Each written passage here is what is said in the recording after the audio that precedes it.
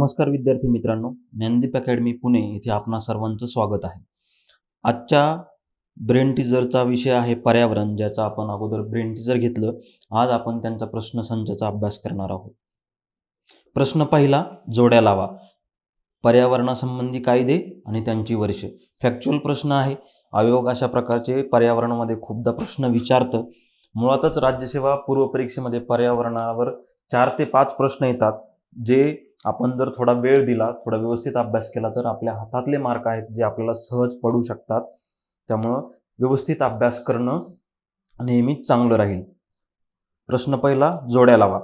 पर्याय: पर्यावरण संरक्षण ॲक्ट, पर्यावरण स्नेही किनारपट्टी योजना, जैव औषधी कचऱ्याच्या संबंधी कायदे, नगरपालिका घनकचरा नियोजन कायदे. असे वेगवेगळे कायदे बनवण्यात आले होते वेगवेगळे, व त्यांचे वर्ष येथे दिलेले आहेत.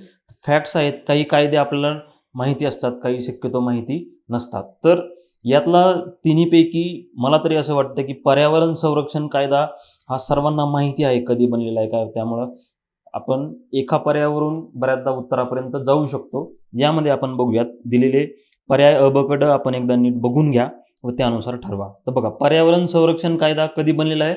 1986. सर्वांना माहिती आहे पर्यावरण संरक्षण कायदा 1986 राजीव गांधी पंतप्रधान असताना हा कायदा बनला होता आणि हे सर्वांना माहिती आहे. त्यामुळं अचं योग्य उत्तर असेल 3, जे की ऑटोमॅटिकली 3 मुळे आता बघा 3 इथे सर्वांना माहिती असल्यामुळे प्रश्नामध्ये 3 ठिकाणी दिलेले, त्यामुळे आपण इथे एकच पर्याय कट करू शकतोय.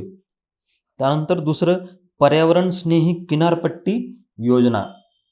किनारपट्टी योजना ही 1991 साली राबवण्यात आली होती. त्यामुळे बचं उत्तर असेल 1. तरी बघा आपण आत्तापर्यंत फक्त 2 पर्याय इथे कट करू शकलो आहोत. आता जैव औषधी कचऱ्यांच्या संबंधी कायदे, जैव औषधी बायो केमिकल्स ज्याला म्हटलं जातं, व ज्यामधून जो कचरा असतो त्या संबंधी कायदे 1998 साली बनवण्यात आला होता. त्यामुळं कचं पर्याय असेल 4. त्यामुळं योग्य उत्तर असेल 4. आणि नगरपालिका घनकचरा नियोजन कायदे 2000 साली बनवण्यात आले होते. आता इथे इतर हे 3 कायदे शक्यतो लक्षात राहत नाही, परंतु पर्यावरण संरक्षण कायदा 1986चा लक्षात राहणं गरजेचं आहे. बऱ्याचदा त्यावरून आपण उत्तरापर्यंत जाऊ शकतो किंवा त्यावर प्रश्न विचारले जातात. तर पर्यावरणासंबंधी काही कायदे आहेत, जसं की भारतीय वन कायदा, फॉरेस्ट ॲक्ट, जो 1927चा कायदा आहे. फॉरेस्ट कायदा कधीचा आहे? 1927चा कायदा आहे फॉरेस्ट ॲक्ट. त्यानंतर वन संवर्धन कायदा. बघा, पर्यावरण संरक्षण 1986, पण फॉरेस्ट प्रिझर्वेशन किंवा संवर्धन ज्याला म्हणतं, वन संवर्धन, हा कायदा 1980 साली बनवण्यात आलेला आहे. तर पाणथळ प्रदेश, ज्याला आपण खूप जास्त पाणी समुद्राकडीच्या जमिनीवरील जे प्रदेश असतात, जिथे खूप जास्त पाणी साठतं, त्या ठिकाणच्या प्रदेशाला पाणथळ प्रदेश म्हणतात.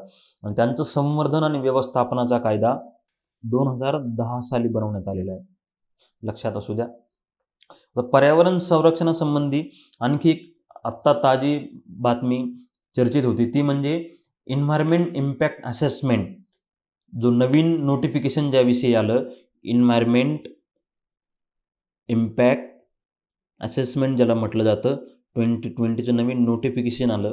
त्या अंतर्गत काय ठरवलं त्यांनी की 2006चा जो EIA होता, जो 1986चा कायदा, जो आपण आत्ता अभ्यासला पर्यावरण संरक्षण कायदा, या अंतर्गतचा जो EIA एन्व्हायरमेंट इम्पॅक्ट असेसमेंट होतं, ते बदलण्यात येऊन आता नवीन EIA राबवणार आहेत, ज्या अंतर्गत तेल प्रदेश, गॅस, शेल गॅस उत्खनन यासारखे जे खूप खोलवर समुद्रामध्ये जे असतात प्रोजेक्ट, त्यांची संबंधित जे इतर पर्यावरणाच्या संरक्षणाचे मुद्दे असतील ते देखील आता यामध्ये येणार आहेत. त्यासोबतच जलविद्युत प्रकल्प, 25 मेगावॅटचे जलविद्युत प्रकल्प देखील EIA अंतर्गत येणार आहेत. त्यासोबतच जलसिंचनाचे प्रकल्प, 2000 ते 10,000 हेक्टरचे जलसिंचन प्रकल्प देखील EIA अंतर्गत येणार आहेत. ही आत्ता चालू घडामोडीशी रिलेटेड असलेली बाब म्हणून आपण इथे चर्चेला घेतली. त्यानंतर दुसरा प्रश्न, ग्रीन क्लायमेट फंडची स्थापना कोणत्या वर्षी झाली? ग्रीन क्लायमेट फंड, ज्याला ग्रीन क्लायमेट फंड, ज्याला GCF असं म्हटलं जातं, याचं उत्तर 2010, 12, 11, 14 सर्वांना माहिती आहे. पर्यावरणाचा अभ्यास करताना खूपदा ग्रीन क्लायमेट फंड हा टॉपिक येतो, खूपदा हा शब्द आपल्या वाचनात येतो. 2010 साली ग्रीन क्लायमेट फंडची स्थापना झाली होती. UNFSC युनायटेड नेशन अंतर्गत असणाऱ्या UNFCCच्या अंतर्गत कोपनहेगन परिषद ग्रीन क्लायमेट फंड UNFCCच्या अंतर्गत COP16 परिषदेमध्ये कॅन्कुन येथे 2010 साली याची स्थापना झाली. कुठे? कॅन्कुन. 2010 COP16 परिषद ही पर्यावरणासंबंधी असणारी जी 16वी जी परिषद होती त्यामध्ये कॅन्कुन येथे ग्रीन क्लायमेट फंडची स्थापना झाली, ज्या अंतर्गत असं ठरवण्यात आलं की 2020 पर्यंत $100 बिलियन निधी या ग्रीन क्लायमेटसाठी उभारायचा आहे. आणि पर्यावरण बदलामुळे होणाऱ्या समस्यांशी निगडीत जे विकसनशील देश आहेत, डेव्हलपिंग कंट्रीज, त्यांना मदत करण्यासाठी ग्रीन क्लायमेट फंडची स्थापना झालेली आहे. मुख्यालय इंचॉन, साऊथ कोरिया येथे याचं मुख्यालय आहे. लक्षात घ्या, ग्रीन क्लायमेट फंड UNFCCच्या अंतर्गत येतो. COP16 16वी परिषद कॅन्कुन येथे झाली. 2010 साली स्थापना. $100 बिलियन निधी उभारायचा आणि विकसनशील देशांना मदत करणे. या फॅक्च्युअल गोष्टी या संबंधित आपण लक्षात ठेवणं गरजेचं आहे. प्रश्न क्रमांक 3. खालीलपैकी कोणता हरितगृह वायू संपूर्ण मानवनिर्मित आहे? लक्षात घ्या, मानवनिर्मित असलेल्या वायूबद्दल आपल्याला इथे विचारलंय. पर्याय methane, carbon dioxide, nitrous oxide, chlorofluorocarbon. आपण जर व्यवस्थित हरितगृह वायूंचा अभ्यास केला असेल, त्यात समाविष्ट इतर कोणते कोणते वायू ते पण आपण इथे बघणार आहोत. तर आपल्याला सहज लक्षात येईल की याचं उत्तर क्लोरोफ्लोरोकार्बन आहे. कोणतं? ज्याला CFC म्हटलं जातं, क्लोरोफ्लोरोकार्बन म्हटलं जातं. हा जे शीतकं असतात, रेफ्रिजरंट ज्याला म्हणतो आपण, त्या शीतकामध्ये वैद्यकीय उपकरणं, प्लास्टिक, फोम यामधून हा निर्माण होणारा वायू आहे. त्यामुळे याला मानवनिर्मित वायू असं म्हटलं जातं. मिथेन हा जैविक प्रक्रियेद्वारे, म्हणजे जे सडलेले घटक असतात त्यामधून हा निर्माण होतो. जैविक प्रक्रिया ज्यामधून होते त्यामधून हा मिथेन वायू निर्माण होतो, ज्याला आपण CH4 असे त्याची रासायनिक संज्ञा असून तो जैविक प्रक्रियेद्वारे निर्माण होतो. नायट्रस ऑक्साईड N2O, जो जीवाश्म इंधनाचं ज्वलन, जीवाश्म इंधन म्हणजे काय? पेट्रोल, डिझेल वगैरे यांच्या इंधनांच्या ज्वलनामधून हा नायट्रस ऑक्साईड निर्माण होत असतो. आणि कार्बन डायऑक्साईड उद्योग, वाहन यांच्यामधून जे ज्वलन होतं त्यातून जो धूर निर्माण होतो त्यातून हा कार्बन डायऑक्साईड निर्माण होत असतो. तर यामध्ये ग्रीन हाऊस गॅसेस जे आहेत त्यामध्ये methane, nitrous oxide, carbon dioxide, chlorofluorocarbon सोबतच CO2 जो आपण कार्बन डायऑक्साईड बघितलात, मिथेन. त्यानंतर हायड्रोफ्लोरोकार्बन हा देखील हरितगृह परिणाम निर्माण होण्यासाठी आणखी एक कार्बनीभूत घटक आहे, हायड्रोफ्लोरोकार्बन. त्यानंतर बाष्प, आपण मागे एकदा पर्यावरणाच्या ब्रेन टीजरमध्ये याचा अभ्यास केलेला आहे की हरितगृह परिणामामध्ये बाष्प खूप मोठ्या प्रमाणावर कारणीभूत आहे. हायड्रोफ्लोरोकार्बन आपण बघितले कशामधून निघतात? शीतक, जे रेफ्रिजरंट आपण ज्यांना म्हणतो, वैद्यकीय उपकरणं, प्लास्टिक, फोम यामधून ते निर्माण होत असतात. हे हरितगृह परिणाम करण्यासाठी खूप मोठ्या प्रमाणावर कारणीभूत ठरतात. तब्बल कार्बन डायऑक्साईडच्या 5,000 ते 10,000 पटीनं जास्त परिणामात ते हरितगृह परिणाम निर्माण करतात. याचं कारण ते वातावरणामध्ये खूप जास्त काळ टिकाव धरू शकतात. त्यामुळं क्लोरोफ्लोरोकार्बन CFC वातावरणात सर्वाधिक काळ राहतात. मानवनिर्मित वैद्यकीय उपकरणे, प्लास्टिक, फोम, शीतक यामध्ये आढळतात. प्रश्न क्रमांक 4. तृणभक्षकांच्या तुलनेत मांसभक्षकामध्ये अ. दात अनुकुचित असतात, ब. दात आखूड असतात. आतडे आखूड असतात. वरील 2 विधानांपैकी कोणते अयोग्य आहे? फक्त अ, फक्त ब, दोन्ही अ आणि ब, दोन्ही नाहीत. पर्यावरणाच्या ब्रेन टीजरमध्ये आपण याचा अभ्यास केलेला आहे. तृणभक्षक, मांसभक्षक. तृणभक्षक म्हणजे काय? प्राथमिक भक्षक ज्याला आपण म्हणतो. मांसभक्षकामध्ये द्वितीय आणि तृतीय भक्षकांचा समावेश होतो. प्राथमिक भक्षकावर अवलंबून असलेले द्वितीय भक्षक जसे की गाय, हरिण वगैरे आपण बघितलं. या द्वितीय भक्षकावर तृतीय भक्षक अवलंबून असतात, ज्यामध्ये वाघ, सिंह वगैरे यांचा समावेश होतो.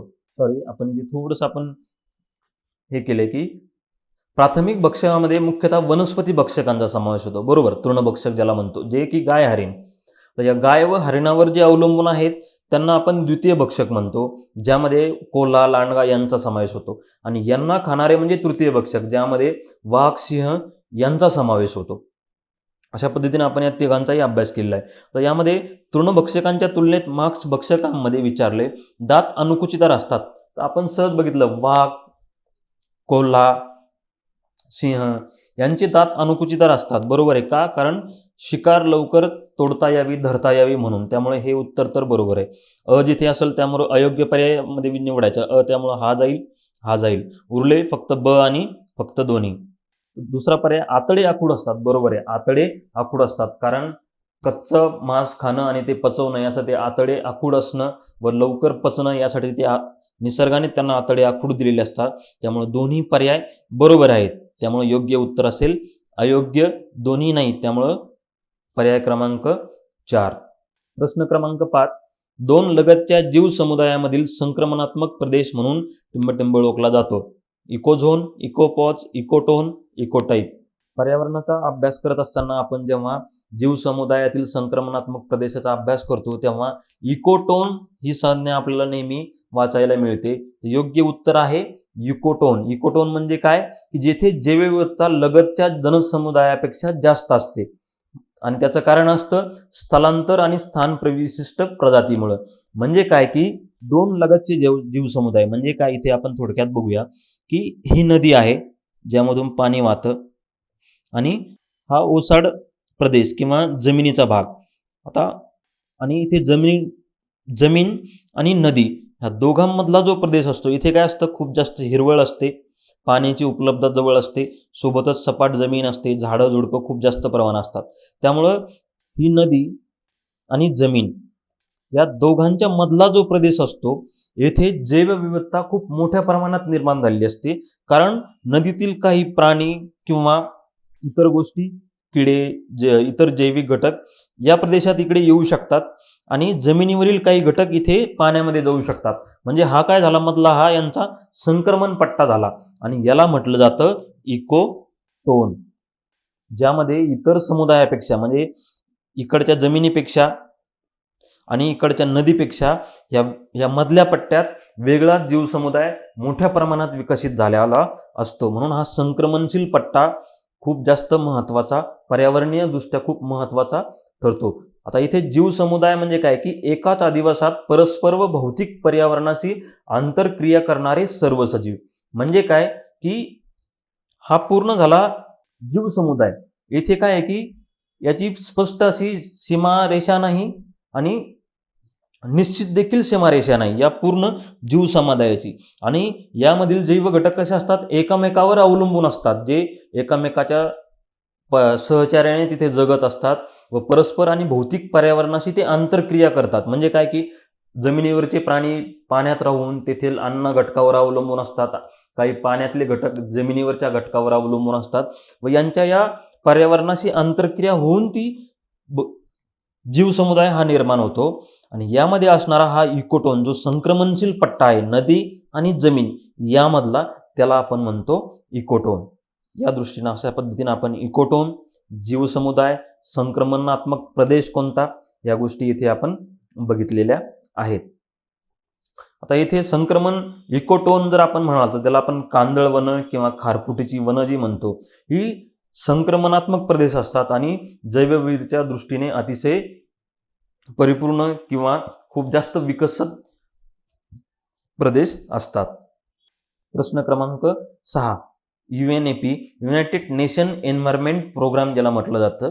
UNEPच्या नियमाप्रमाणे खालील प्रदूषक आणि त्यांच्या माध्यमांचा जोड्या जुळवा. म्हणजे प्रदूषक आणि माध्यम, पोल्युटंट आणि मीडियम असं आपल्याला थोडक्यात इथे बघायचं आहे.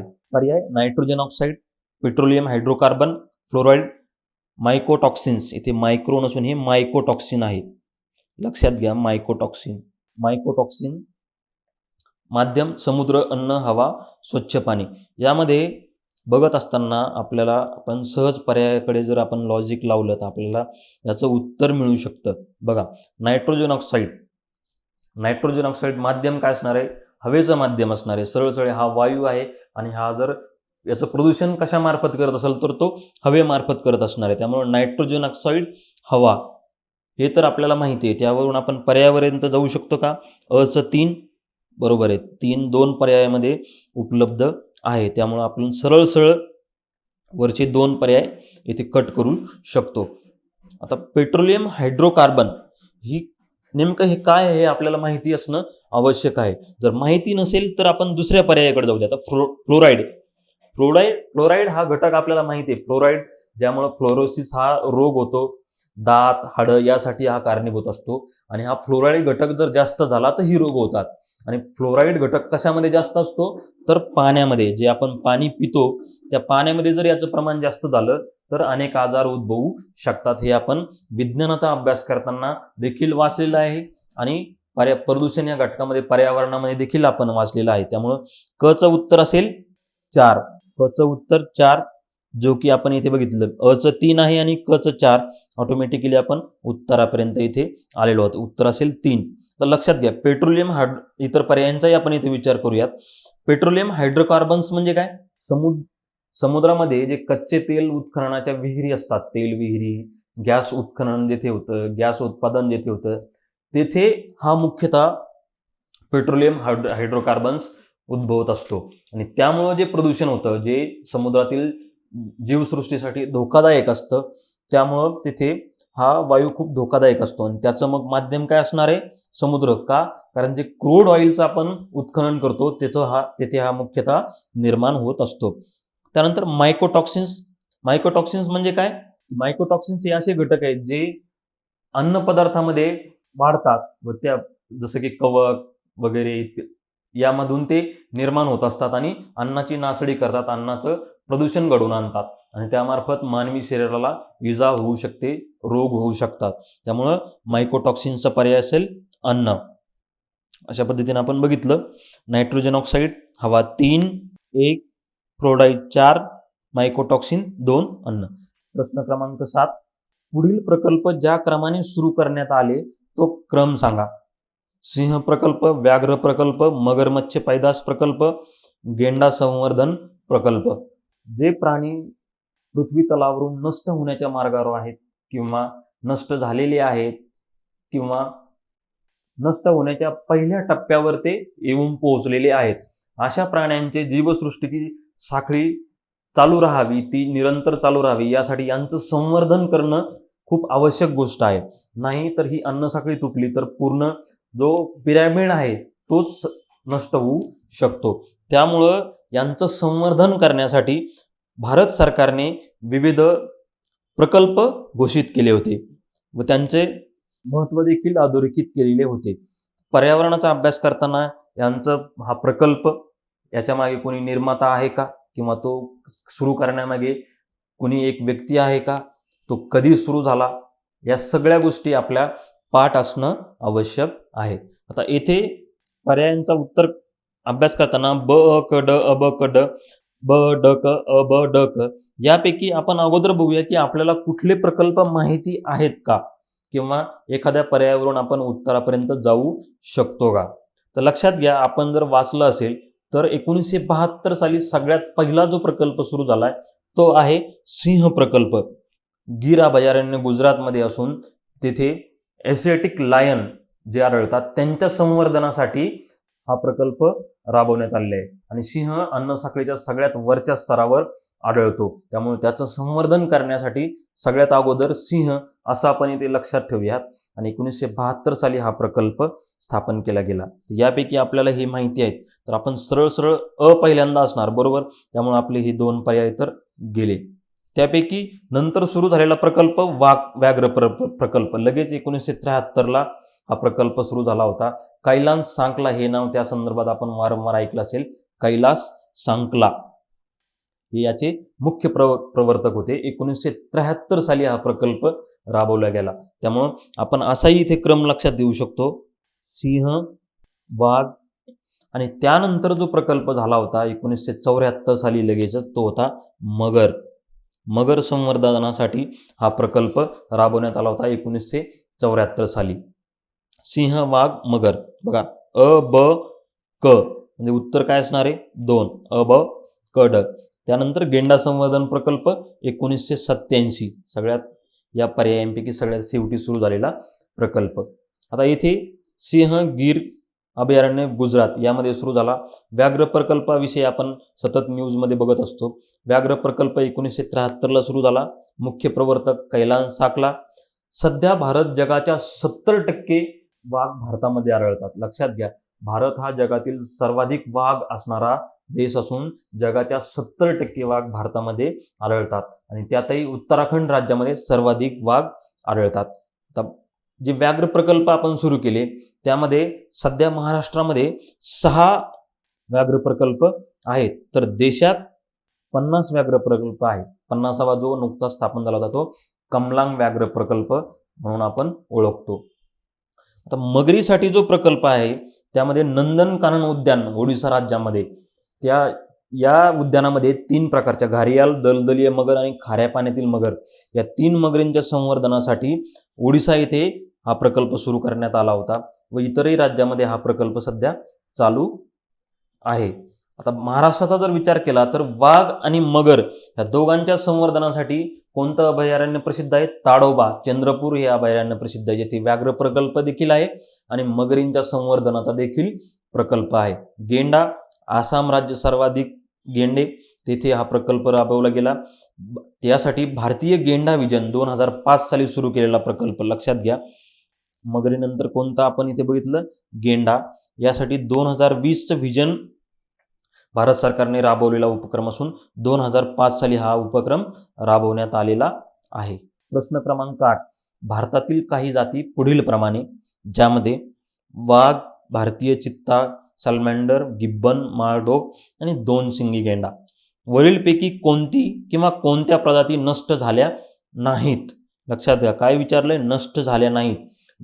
कधी कधी आपण वाचण्याच्या ओघात किंवा स्पीडने वाचण्याच्या नादात आपण बऱ्याचदा प्रश्न चुकवतो, तर अशा वेळी मी बऱ्याचदा सांगतो की आपण त्याला जो मेन फोकस आहे प्रश्नाचा तो आपण गोल करून घ्यायचा. इथे काय विचारलंय? नाहीत, प्रजाती नष्ट झाल्या नाहीत असं विचारलंय. पर्याय फक्त ब, अ, क, ड, ई, ड, ब आणि फ. वाघ आहे का नष्ट झालेली? नाही. त्यामुळं अ जो पर्याय असणार तो ऑटोमॅटिकली काय होणार? अ जिथे आहे तिथे ते उत्तर असणार आहे. आणि इथे जर आपण बघितलं तर एकाही पर्यायात अ नाही, ब, ड, ब, फ. त्यामुळे वाघ नष्ट झालेला नाही हे आपल्याला 100% माहिती आहे. का? कारण भारत हा जगातील सर्वाधिक वाघ असणारा देश आहे. त्यामुळे नाही म्हटल्यामुळं ऑटोमॅटिकली उत्तर कोणतं येईल? 2, अ, क, ड, ई. म्हणजेच काय की नष्ट झालेले प्राणी कोणते आहेत? भारतीय चित्ता आणि 2 शिंगी गेंडा हे 2 प्राणी नामशेष झालेले आहेत.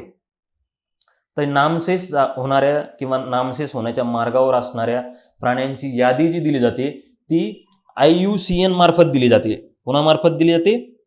IUCN, international union for conservation of nature असं त्याचं नाव आहे. 1948 साली ग्लँड, स्वित्झर्लंड येथे याची स्थापना करण्यात आलेली आहे. कुठे? स्वित्झर्लंड ग्लँड येथे 1948 साली IUCNची स्थापना करण्यात आली. जे काय करतात की धोक्यात आलेल्या प्रजातींचे वर्गीकरण करतात, ज्यामध्ये नामशेष झालेल्या प्रजाती, ज्याला एक्सटिंक्ट म्हटलं जातं, अत्यंत संकटग्रस्त म्हणजे नामशेष होण्याच्या मार्गावर आहेत, पूर्णतः नामशेष झालेल्या, ज्याला क्रिटिकली एंडेंजर्ड म्हटलं जातं. त्यानंतर संकटग्रस्त म्हणजे काय की संकटग्रस्त म्हणजे त्या नामशेष होण्याच्या पायरीवरच्या शेवटच्या पायरीच्या अलीकडे आहेत अशा त्या जाती, त्याला संकटग्रस्त किंवा एंडेंजर्ड म्हटलं जातं, ज्यामध्ये आपण म्हणतो. त्यानंतर आहे संवेदनशील म्हणजे व्हल्नरेबल प्रजाती. त्यानंतर नजीकच्या काळात नष्ट होणाऱ्या आणि अनिश्चित, अशा प्रकारचे वेगवेगळे त्यांनी वर्गीकरणाचे लिस्ट बनवलेल्या आहेत. भारतामध्ये आपण बघितलं नष्ट झालेले कोणते आहेत? भारतीय चित्ता आणि 2 शिंगी गेंडा. संकटग्रस्त प्रजाती क्रिटिकली एंडेंजर्ड म्हणून कस्तुरी मृगाचा भारतामध्ये सध्या समावेश झालेला आहे, ज्याला मस्ट डिअर असं म्हटलं जातं. संकटग्रस्त ज्याला क्रिटिकली एंडेंजर्ड म्हटलं जातं तो म्हणजे कोणता की कस्तुरी मृग. त्यानंतर संवेदनशील म्हणजे व्हल्नरेबल गटात सध्या काळवीटाचा समावेश आहे. काळवीट कसे?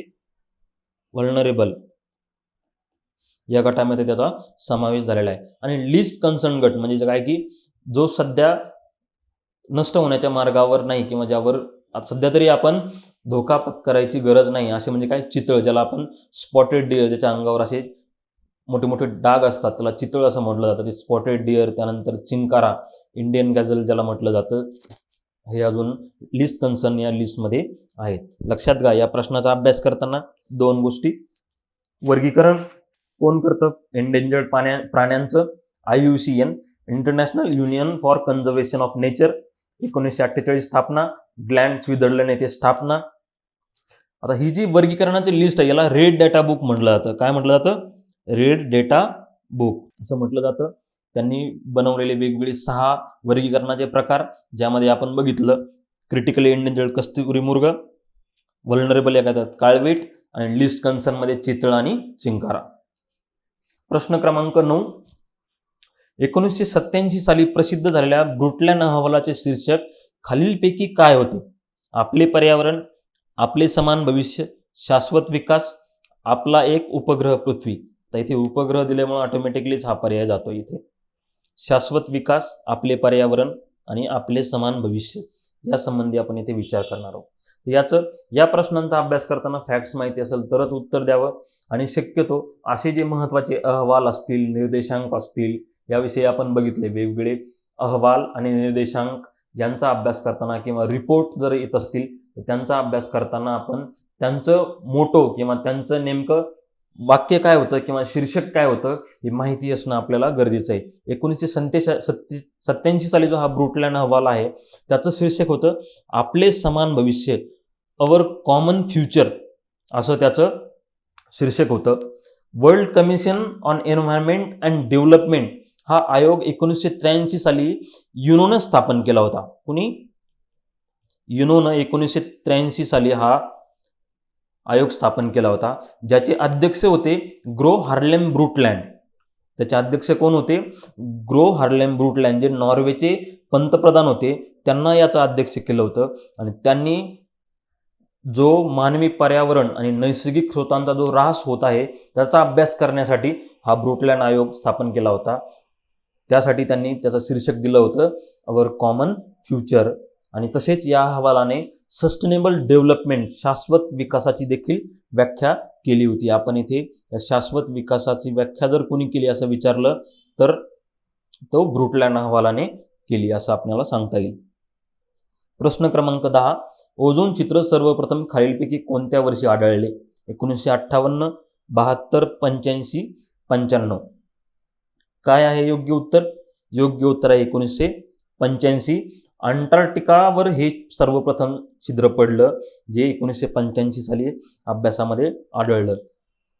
ओझोनचा क्षय झाल्यामुळे हे छिद्र पडतं हे आपण अभ्यासलं असून, ओझोनचा क्षय कशामुळे होतो की विमानामधून, जेट विमानं जे असतात त्यांच्यामधून पडणारे घातक वायू, क्लोरोफ्लोरोकार्बन्स, एरोसोल्स, रंग, शीतकाम यामध्ये वापरले जाणारे वेगवेगळे घटक यांच्यामुळं ओझोनचा क्षय होतो आणि त्या क्षयामुळं हे छिद्र पडलं होतं.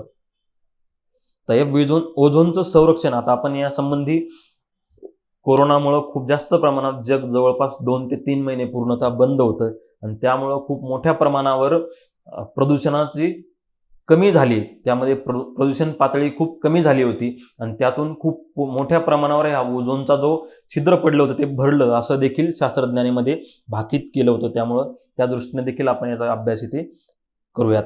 तर ओझोन थरावर वेगवेगळे करार झाले होते, ज्यामध्ये व्हिएन्ना करार याचं साल होतं 1985. त्यानंतर मॉन्ट्रियल करार जो 1987 साली झाला. त्यानंतर लंडनचा एक करार झाला होता. तर हे वेगवेगळे करार करताना त्यांची सालं आपल्याला लक्षात ठेवायचे, जेणेकरून परीक्षेत जर प्रश्न आला तर तो उत्तर चुकता कामा नये. आणि त्यानंतर कोपनहेगन परिषद, COP परिषद जी आपण म्हणतो ती, त्यामध्ये कोपनहेगनमध्ये जी 1992 साली जी झाली होती परिषद, त्या परिषदेमध्ये देखील ओझोन थरावर विविध करार करण्यात आले होते. भारतात 1 जानेवारी 2010 पासून यासाठी जो क्लोरोफ्लोरोकार्बन जो आहे तो सर्वाधिक घातक आहे त्याची पूर्णतः बंदी भारताने केलेली आहे. फक्त भारत आता क्लोरोफ्लोरोकार्बनचा वापर दमा आणि फुफ्फुसांचे जे जुने आजार आहेत त्यांचं औषध बनवण्यासाठी फक्त वापरतो. इतर सर्व गोष्टींमध्ये भारताने CFCचा वापर पूर्णतः बंद केलेला आहे. प्रश्न क्रमांक 11, डिसेंबर 1972 मध्ये वृक्षाच्या संरक्षणासाठी चिपको चळवळ कोणी सुरू केली? पर्याय आहेत बिश्नोई महिला, सुंदरलाल बहुगुणा, पांडुरंग हेगडे, शरद जोशी. काय आहे योग्य पर्याय? योग्य पर्याय चिपको आंदोलन, ज्याला आपण अलकनंदा नदीच्या खोऱ्यामध्ये मंडल गावामध्ये हे आंदोलन सुरू झालं. पर्यावरणाच्या संरक्षणासाठी असलेलं पहिलं आंदोलन म्हणून याला आपण म्हणतो. तर हे आंदोलन सुरू केलं होतं सुंदरलाल बहुगुणा यांनी हे आंदोलन सुरू केलं होतं. यांच्यासोबत गोविंदसिंह रावत, चंडीप्रसाद भट्ट, श्रीमती गौरी देवी, सुदेशा देवी आणि बचनी देवी या महिलांचा देखील समावेश होता. सुंदरलाल बहुगुणा हे नाव आपल्या नेहमी लक्षात असायला हवं. चिपको आंदोलन 1972 अलकनंदा नदीच्या खोऱ्यामध्ये हे आंदोलन घडलं होतं. तर इतर पर्यायांचा देखील यासोबत आपण विचार करूयात. बिश्नोई महिला हे आंदोलन जे झालं होतं ते 1730 इंग्रज कालीन आंदोलन असून बिश्नोई समाजाने झाडं वाचवण्यासाठी जवळपास 363 महिला व पुरुषांनी बलिदान दिलं होतं, म्हणजे स्वतःचा जीव तिथे दिला होता. तर जोधपूरचे महाराज अभयसिंह यांच्या सैनिकांनी त्यांच्यावर हल्ला चढवला होता. त्यामध्ये 1730 साली हे गावकरी ठार झाले होते. तर हे बिश्नोई समाजाचं जे आंदोलन ते 1730चं आहे. पांडुरंग हेगडे हे नाव कशा संबंधात येतं? तर पर्यावरणवादी, कर्नाटकची असून पर्यावरणवादी, पश्चिम घाटातील वृक्ष वाचवण्यासाठी त्यांनी अप्पिको ही चळवळ उभारली होती. चिपको आंदोलन सुंदरलाल बहुगुणा, अप्पिको ही चळवळ पांडुरंग हेगडे कर्नाटक आणि पश्चिम घाटाचं संवर्धन. शरद जोशी शेतकरी नेते म्हणून आपण यांना ओळखतो. 2004 ते 10 राज्यसभा खासदार होते. 1990-91 साली ते स्थायी कृषी सल्लागार समितीचे अध्यक्ष होते, जिला कॅबिनेटचा दर्जा होता.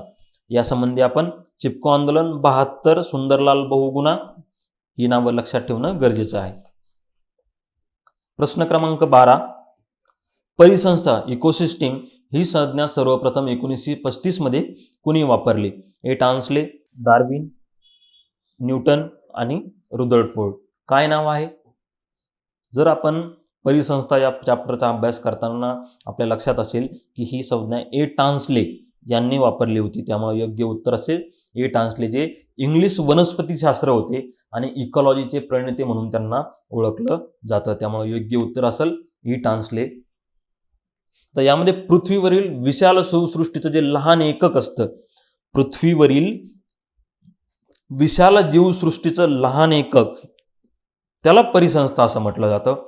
यामध्ये सजीव आणि अजैविक घटक, जैविक आणि अजैविक घटक असतात, ज्यामध्ये जैविक घटकामध्ये वनस्पती, प्राणी, सूक्ष्मजीव यांचा समावेश होतो.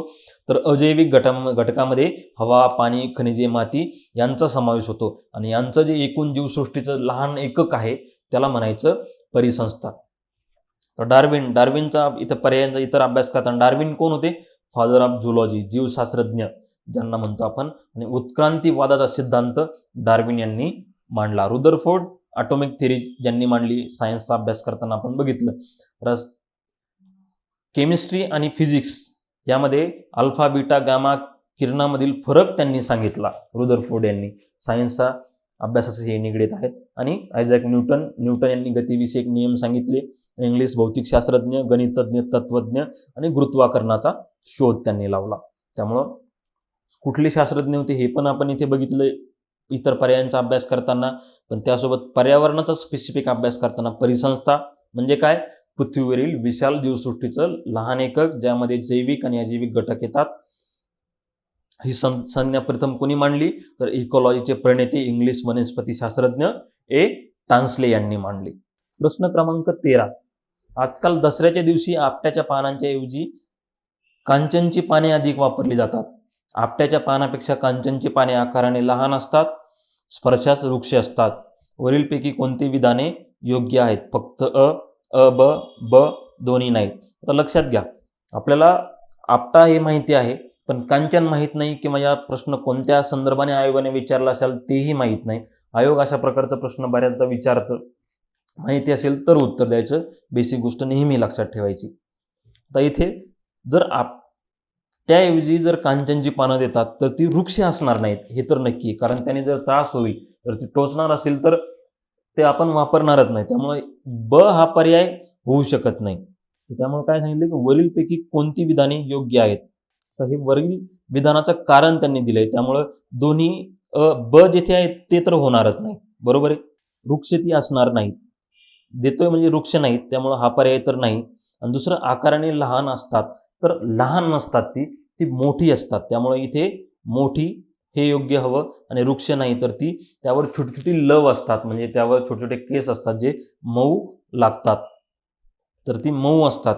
त्यामुळं इथे काय होईल, वरीलपैकी कोणते विधान योग्य आहे, तर दोन्ही नाहीत योग्य आहेत, तर ही दोन्ही विधाने योग्य नाहीत. त्यामुळं पर्याय असेल 4, दोन्हीही नाहीत. का? कारण ती आकाराने मोठी असतात आणि मऊ असतात. तर कांचन काय की ही आयुर्वेदिक वनस्पती, भारतात उगवणारी एक आयुर्वेदिक वनस्पती, जिची पानं मोठी आणि लव असणारी असतात. डिसेंबर आणि मार्चच्या या मोसमामध्ये ही येतात, जी सध्या या आसाम, म्यानमार, नागपूर, मध्य प्रदेश अशा या ठिकाणी याचं अस्तित्व आढळतं. आणि काही ठिकाणी दसऱ्याऐवजी कांचनची पानं दिली जातात. प्रश्न क्रमांक 14, खालीलपैकी कोणता वायू पाण्यातील ऑक्सिजनचा क्षय, ज्याला युट्रोफिकेशन म्हटलं जातं, करण्यास सर्वात अधिक कारणीभूत ठरतो? Nitrogen, sulphur dioxide, carbon dioxide, वरीलपैकी सर्व. काय आहे योग्य उत्तर? तर योग्य उत्तर आहे ऑक्सिजनचा नाश करण्यासाठी पाण्यातील सर्वात कारणीभूत मोठा घटक कोणता आहे, तो म्हणजे नायट्रोजन. युट्रोफिकेशन काय की पाण्यामध्ये खूप जास्त प्रमाणात जर मिनरल्स वाढली तर त्यामुळं काय होतं की पाण्यामध्ये इतर वनस्पतींची भरमसाठ वाढ होते, ज्यामध्ये जलपर्णी आपण बघतो. जलपर्णीची वाढ झाली की पाण्यातील ऑक्सिजन सगळे जलपर्णी शोषून घेते आणि पाण्यामधील इतर जीवजंतू, वनस्पती, सजीव यांना ऑक्सिजनची कमतरता भासते.